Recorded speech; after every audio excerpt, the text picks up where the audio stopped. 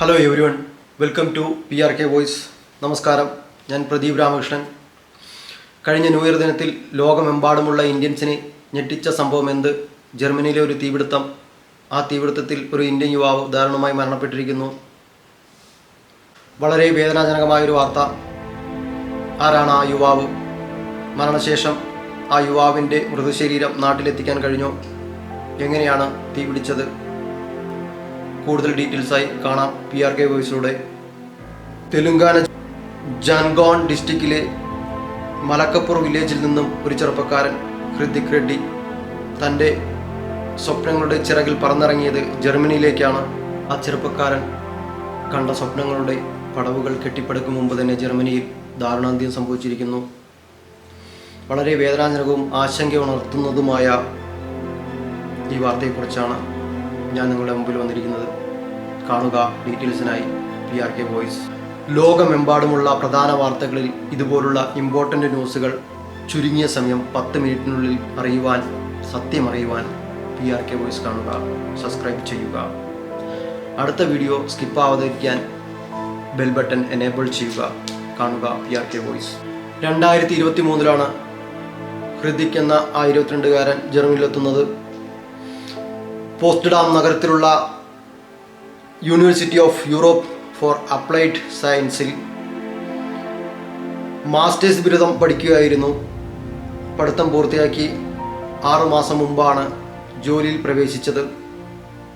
നിലവിലെ റിപ്പോർട്ടിൻ്റെ അടിസ്ഥാനത്തിൽ ലോകമെമ്പാടും ന്യൂ ഇയർ ആഘോഷിക്കാൻ തയ്യാറെടുക്കുന്ന സമയം ജർമ്മനിയിലെ വളരെ പ്രധാനമായ നഗരങ്ങളിലൊന്നായ ബെർലിനടുത്തുള്ള മാഗ്ഡ്ബുർഗ് എന്ന റെസിഡൻസ് ഏരിയയിലെ ഹൃതിക് താമസിച്ചിരുന്ന അപ്പാർട്ട്മെൻറ്റിലെ ബിൽഡിങ്ങിലാണ് ഈ തീപിടുത്തം നടക്കുന്നത്. തീപിടുത്തം ശക്തമായതോടെ ശക്തമായ പുകയും പടർന്നിരുന്നു. അപ്പോഴായിരിക്കാം ഹൃതിക് തീപിടുത്തത്തെക്കുറിച്ച് അറിഞ്ഞിട്ടുണ്ടാവുക.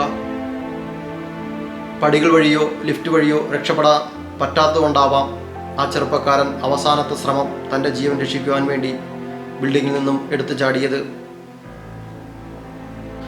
താഴെ വീണ ഹൃതിക്കിന് തലയ്ക്ക് ഗുരുതരമായി പരിക്കേൽക്കുകയും തുടർന്ന് ഹോസ്പിറ്റലിൽ എത്തിക്കുകയും ചെയ്തിരുന്നു. ചികിത്സയിലിരിക്കെയാണ് ഹൃതിക് ദാരുണമായി മരണപ്പെടുന്നത്. പോലീസ് റിപ്പോർട്ടിൽ പറയുന്നത് ഹൃതിക് റെഡ്ഡിയുടെ മരണം അപകട കാരണമാണെന്നാണ് പോലീസ് സ്ഥിരീകരിച്ചിട്ടുണ്ട്. ഏറ്റവും സങ്കടകരമായി പറയേണ്ട കാര്യം, മകരസംക്രാന്തി ആഘോഷങ്ങൾക്കായി നാട്ടിൽ പോകുവാൻ ഹൃതിക് ഫ്ലൈറ്റ് ടിക്കറ്റ് ബുക്ക് ചെയ്തിരുന്നു. പ്രതീക്ഷയോടെ കാത്തിരുന്ന കുടുംബാംഗങ്ങൾക്ക് താങ്ങാനാവാത്ത ദുഃഖവാർത്തയാണ് എത്തിയത്. അതെ, ഹൃതിക് ഇനി ആഘോഷങ്ങൾക്ക് ഉണ്ടാവില്ല. ആ മിടുക്കനായ ചെറുപ്പക്കാരൻ പഠിത്തം കഴിഞ്ഞ് 6 മാസമായതേ ഉള്ളൂ ജോലിയിൽ കയറിയിട്ട്. അപ്പോൾ എത്രത്തോളം അഡ്ജസ്റ്റ്മെൻറ്റിൽ ജീവിച്ചിട്ടാവും, എത്രത്തോളം ത്യാഗങ്ങൾ സഹിച്ചിട്ടാവും ജർമ്മനി ടു ഇന്ത്യയിലേക്ക് ഒരു ഫ്ലൈറ്റ് ടിക്കറ്റ് ബുക്ക് ചെയ്യുവാൻ ആ പൈസ യൂറോ സ്വരുക്കൂട്ടി വെച്ചിട്ടുണ്ടാവുക.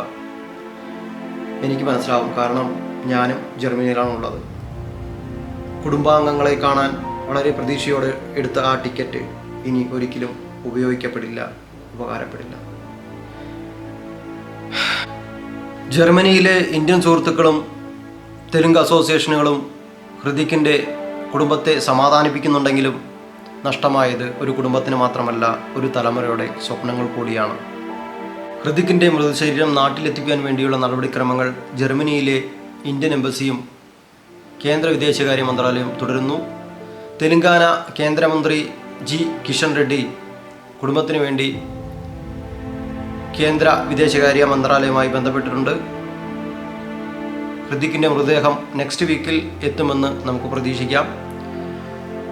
സാധാരണയായിട്ട് വിദേശത്ത് ഇതുപോലുള്ള ഇൻസിഡൻറ്റ് നടന്ന് മരണപ്പെടുമ്പോൾ ഡോക്യുമെൻറ്റേഷൻ്റെ ഭാഗമായിട്ട്, ഇപ്പോൾ ജർമ്മനിയുടെ കാര്യങ്ങൾ പറയുകയാണെന്നുണ്ടെങ്കിൽ കൃത്യമായ ഒരു ഡേറ്റ് നിലവിൽ ഇതുവരെ പുറത്തു വിട്ടിട്ടില്ല.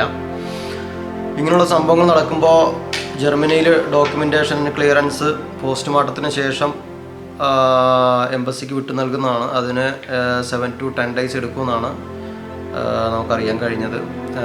മേ ബി നെക്സ്റ്റ് വീക്ക് അദ്ദേഹത്തിൻ്റെ മൃതശരീരം നാട്ടിലെത്തുമെന്ന് നമുക്ക് പ്രതീക്ഷിക്കാം. ഇതുവരെ തീപിടുത്തത്തിൻ്റെ യഥാർത്ഥ കാരണം എന്താണെന്ന് കണ്ടെത്താൻ സാധിച്ചിട്ടില്ല.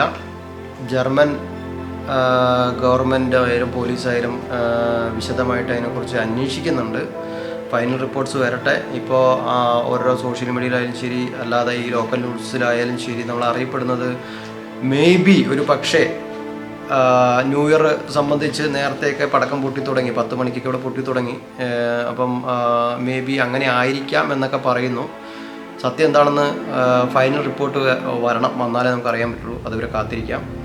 ഇതിനകത്ത് ആശങ്കയോടെയും അതിശയത്തോടെയും ചോദിക്കേണ്ട കുറച്ച് ചോദ്യങ്ങളുണ്ട്. ഇത്രത്തോളം ടെക്നോളജിക്കലി മുന്നിലുള്ള ആധുനിക സൗകര്യങ്ങളുള്ള വളരെ സേഫസ്റ്റ് കൺട്രി എന്നൊക്കെ വിശ്വസിക്കുന്ന ജർമ്മനിയിൽ ഇതൊക്കെ എങ്ങനെ സംഭവിച്ചു എന്നുള്ളത് ആലോചിക്കുമ്പോൾ തന്നെ ഒരു അത്ഭുതമായിട്ടും ആശങ്കയായിട്ടും തോന്നുന്ന ഒരു കാര്യമാണ്. എന്തായാലും ഫൈനൽ റിപ്പോർട്ട് വരട്ടെ, എന്നിട്ട് കൂടുതൽ വിശദമായിട്ട് നമുക്കിതിനെക്കുറിച്ച് ചർച്ച ചെയ്യാം. കഴിഞ്ഞ വീഡിയോയിലും ഞാൻ ഇമ്പോർട്ടൻ്റ് ആയിട്ട് പറഞ്ഞിരുന്ന കാര്യം സേഫ്റ്റി ഈസ് ഇമ്പോർട്ടൻറ്റ്. സോ ഇന്നും എനിക്ക് പറയാനുണ്ട്, വിദേശത്ത് താമസിക്കുന്ന എല്ലാവർക്കും വേണ്ടിയിട്ടുള്ള ഒരു സന്ദേശമാണ്. ഇനി ഒരിക്കലും ഇങ്ങനെ സംഭവിക്കാതിരിക്കട്ടെ ആർക്കും. നമ്മൾ താമസിക്കുന്ന സ്ഥലത്തെ 3 കാര്യങ്ങൾ നോട്ട് ചെയ്യുക. 1, എമർജൻസി എക്സിറ്റ് നിർബന്ധമായും അറിഞ്ഞിരിക്കുക. നമ്മൾ വേറൊരു സ്ഥലത്താണ്, നാട്ടിലല്ല. നാട്ടിലാരെങ്കിലും വിളിച്ച് കഴിഞ്ഞാൽ ഓടി വരും. ഇവിടെ ഒന്നും ഒരാളും വരാൻ പോകുന്നില്ല. ഫയർ ആൻഡ് സേഫ്റ്റി തന്നെ വരണം. അല്ലാണ്ട് മറ്റുള്ള നമ്മൾ ഈ നാട്ടുകാർ കയറി ഇടപെടുന്ന ഏർപ്പാടൊന്നും വിദേശത്തില്ല, യൂറോപ്യൻ കൺട്രിയിൽ ഇല്ല. അങ്ങനെ ചെയ്ത് കഴിഞ്ഞാൽ പോലീസുകാരോ അല്ലെങ്കിൽ അവർ വന്നു കഴിഞ്ഞാൽ അവർക്കെതിരായിരിക്കും കേസ് ഉണ്ടാവുക. അപ്പോൾ എമർജൻസി എക്സിറ്റ് നിർബന്ധമായും എവിടെയാണെന്ന് മനസ്സിലാക്കുക.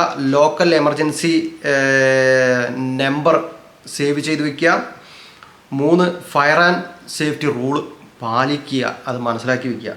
പിന്നെ ജർമ്മനിയിൽ താമസിക്കുന്ന ഇന്ത്യക്കാർക്ക് പ്രത്യേകം നോട്ട് ചെയ്യേണ്ട ചില കാര്യങ്ങൾ പറഞ്ഞുതരാം.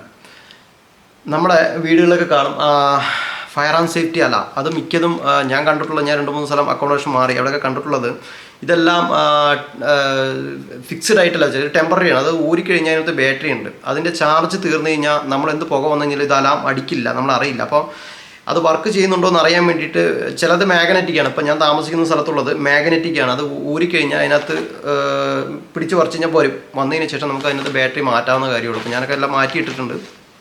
അപ്പോൾ നിങ്ങൾക്കത് പറ്റിയില്ല എന്നുണ്ടെങ്കിൽ അഴിക്കാൻ ചിലത് ഓൾറെഡി സ്ക്രൂ വെച്ച് സെറ്റാക്കി വെച്ചായിരിക്കും. അപ്പോൾ നിങ്ങൾക്ക് അഴിക്കാൻ പറ്റില്ലെന്ന് ഹൗസ് ഓണറോട് പറഞ്ഞു കഴിഞ്ഞാൽ അത് മാറ്റിത്തരും. നിർബന്ധമായിട്ട് മാറ്റി വെക്കേണ്ട കാര്യമാണ്.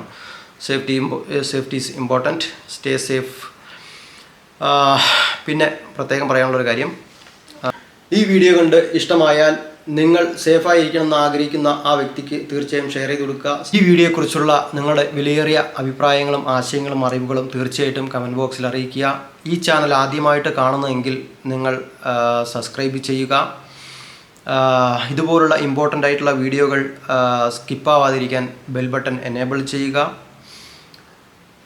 ഞാൻ എന്തെങ്കിലും ഈ പറഞ്ഞതിൽ തെറ്റായിട്ട് വല്ലതും ഉണ്ടെങ്കിൽ എന്നെ തിരുത്തുക.